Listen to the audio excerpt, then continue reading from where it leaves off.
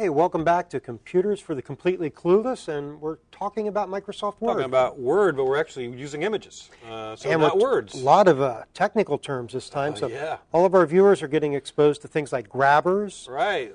handles. Yeah, I know. Let's talk about another one called the rotator. The rotator? Yeah, it's not the one on your shoulder. This is a little thing we saw when we inserted the image, and we maybe want to bring that up to people's attention. It lets you kind of to twirl or rotate an image around. Really, that's cool. So if I click on it to select it. Right, you see the little thing there right there with that green circle. And notice again, when you put your mouse over an item, the shape of the arrow actually indicates a little bit about what you can do. We've seen a four-headed arrow, we've seen two-headed arrows, now we see a circular arrow. Yeah, so that means that we can rotate it. Right, so you click and you drag a little bit, and you can actually just rotate that image around a little bit. So maybe you want to make it look a little, oh, that looks like we're going downhill, Lee. I don't know that's what we want to have for our show. Well, now we're falling off the face of the earth. So, Lee. Pretty easy to do. Yeah, not so hard to do, but boy, what if I decide that I didn't really want to do that at all? How do I go back? Okay, one of our favorite friends, and you could do this through Edit. Okay, Edit. And then there's our undo. Right, and it tells you what the last action was. Right. So it'll undo, rotate the object. It also tells us the shortcut key, which I love. Shortcut keys. Because if I have to go up here and maybe I want to undo 5 steps. Right. And I want to go up here and click on that 5 times, that's a pain. Yeah, so I'm going to click on the graphic. I do Control-Z once, twice, 3 times. A lady. So turn off your MP3 player then.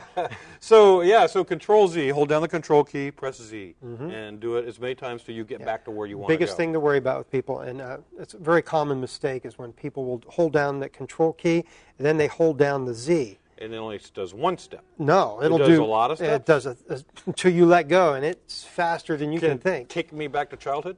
Pretty much. Oh, I don't want that to happen.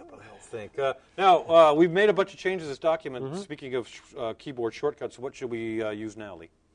What do you want to do? Control-S. It's time to Oh, save. yes, good point. Time to save. I'm just going to click on the little picture of the floppy disk up there, and it's done. Okay. Now, we've seen some of the basic formatting that we can apply to an object, in this case, a clip art object. But you can do more, and we've seen a little toolbar that appears. If you double-click on an image that you've inserted into a Word document, or, again, in most other word processors, it's going to bring up the advanced editing possibilities that you have. And there's a lot there. There are, and if you look at the interface, what we have is a series of tabs across the top. I'm going to move this to the right a little bit so we can see the picture while we're doing these Very things. Because now we can look at the picture at the same time. And there's a lot of stuff here. And so if you're working, in this case, we're just using clip art. But imagine you've got a photograph that you've taken, and you can actually do some cropping and those kind of things, reduce the size of the object. Maybe the photograph you took wasn't quite bright enough. You can actually go to the picture options, and you can modify the brightness of it. So let's make this one either brighter. I don't think that's going to work for clip art. It's very good for for a photograph, but clip art doesn't. Well, let's look at some of the other tabs. So we can position this in.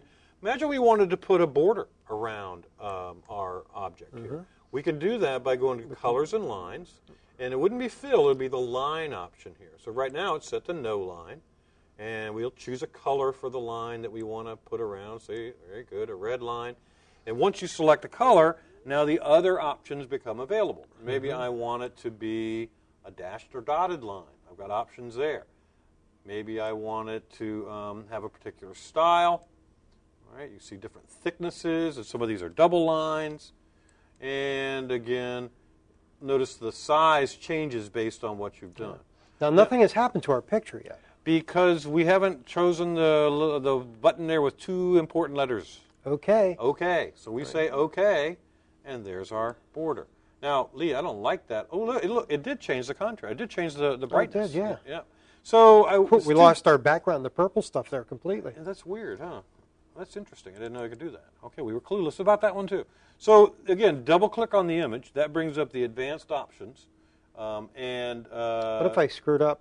There's that reset button there. It's real handy. That takes that back to automatic. That takes your picture settings back. And we got our purple back. Right. Now let's double-click again and change our lines. Okay, colors and lines. So maybe we want a solid line, not a dashed line. There's our solid line option. Maybe not so thick, a little thin. And again, we have to click OK to accept the changes and see them applied in our document. That's not bad, right? No, it's pretty easy. So pretty easy. And again, let's double click on that one more time, Lee, just to kind of see what other things that we can do. We've already looked at layout, but sometimes this is how I like to use my layout because it gives me a bigger indication of what it's going to be. The one on the toolbars is kind of small. So I like to double click and then click on the layout tab, and then it's easier for me to see which of these options. I still get to see my dog, so that's important for some reason. And then you also have things like size. You can resize your object here. These are important things. Locking the aspect ratio. That again, remember we talked about dragging from the corner. Same kind of thing. It keeps the image in its original dimensions.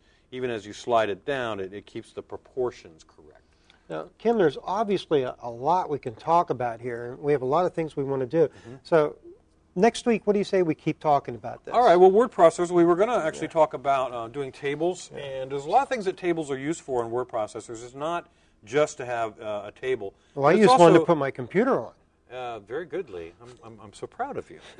And that's I use a desk for mine, not a table. But you can use a table as a way to kind of organize your document and have information kind of structured. So it's a nice way to do that. We'll talk about that next week and some other advanced formatting options. So make sure you come back for that. And homework this week is to get some images and insert them into your favorite word processing document. And if you don't have Microsoft Office or you don't feel like paying for it, definitely go to openoffice.org and download it. It's free. And so you'll have something that you can do that's very similar, not the same. Not exactly the same, but very, very similar to what we've seen here in Word. And on the Macintosh platform, NeoOffice. So that's really good. Okay. What do you have for a viewer mail? We got a great question here from Fred in Jupiter. And Fred writes in, I want to play music on my computer. But I'm a little confused about what kind of programs I need to play music. Do I need something special?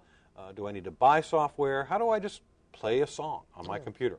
A lot of it depends on the computer. If it's set up right, it should automatically detect that CD when you put it in. So all you have to do is take the CD, pop it in the CD player, close it up, and the computer will automatically bring up the right piece of software to play that the music. program and now, start playing. In Windows, what would that be like? Probably be Windows Media Player. That would be the default in Windows. Would be Windows Media Player. It's and on Macintosh? On a Macintosh, it's going to be iTunes. Okay. And iTunes will come up. As a matter of fact, iTunes will come up and ask you if you want to copy the CD into your library. Oh, okay. Because iTunes has more than just a player, but it's also an organizer for your music. So you can take your CD, copy it into your computer, and then you don't even have to have the CD anymore. You can just play the album right there from your iTunes library. Okay. Windows Media Player is not quite so automatic. But iTunes is also available for the Windows platform. Yes, it is. So if you can download that. And it would do the same kind of thing, Fred. So your options really are if you want to just play music, stick in the CD and let her rip.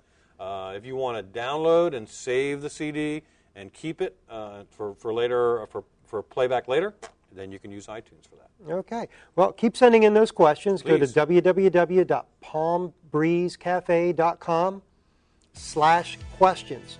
Send them in. We'd be glad to answer them. And meanwhile, I guess we'll see you next week here on Computers for the Completely Clueless.